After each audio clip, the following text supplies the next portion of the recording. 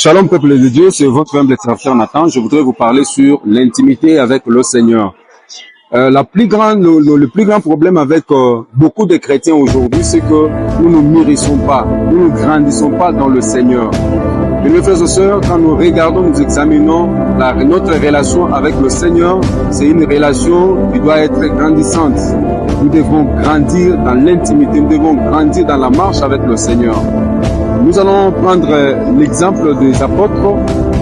Jésus n'avait pas que 12 disciples, Jésus avait 72 disciples quand vous lisez Luc 10. Jésus avait les 12 disciples quand vous lisez Luc, plutôt Matthieu 10, le premier verset. Jésus aussi avait 3 disciples qui étaient un peu plus proches de lui quand vous lisez Marc 14, le verset 3.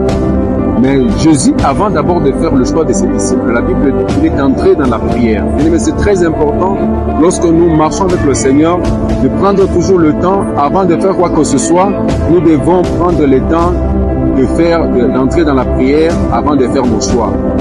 Avant de faire un choix, bien aimés frères et sœurs, entrer dans la prière. Jésus qui était le Fils de Dieu, Jésus qui est celui qui est appelé à nous montrer le chemin, notre exemple, est entré dans la prière. Il a prié presque 12 heures du temps, de 18h jusqu'à 6h du matin, 1 heure pour chaque disciple avant de faire le choix. Il a prié pour Pierre, il a prié pour Jean, il a prié avant de faire le choix, il a prié.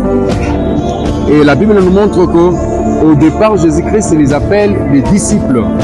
Au départ, les apôtres, on les appelle des disciples. Mais lorsque vous montez encore avec les Écritures, vous allez comprendre à un certain moment, Jésus ne les appelle plus des disciples, mais le Seigneur les appelle des amis.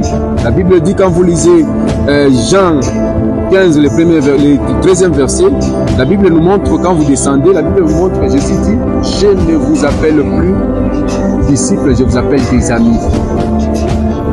Car la Bible, Jésus dit que les disciples ne connaissent pas tout ce que le maître fait. Mais un ami, c'est une relation qui devient beaucoup plus intime. Un ami, on ne cache pas le problème à un ami. Nous sommes des amis de Christ, nous sommes des amis de Dieu. En regardant les relations, en regardant comment ils étaient en train d'évoluer avec le Seigneur, à un certain moment, le Seigneur les a appelés mes amis. Ça ne s'est pas arrêté par là. La Bible dit encore, lorsque Jésus-Christ est mort et il est ressuscité, Jésus ne les a plus appelés mes amis, mais Jésus les a appelés maintenant mes frères.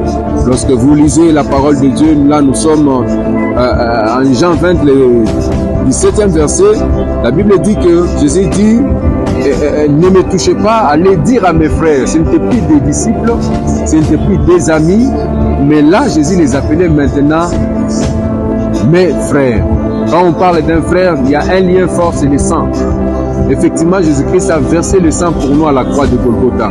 C'est pourquoi lorsque vous lisez Hébreux 2, le 11e verset, la Bible dit que c'est lui qui sanctifie et ceux qui sont sanctifiés sont ici d'un seul. C'est pourquoi Jésus n'a pas honte de les appeler mes frères.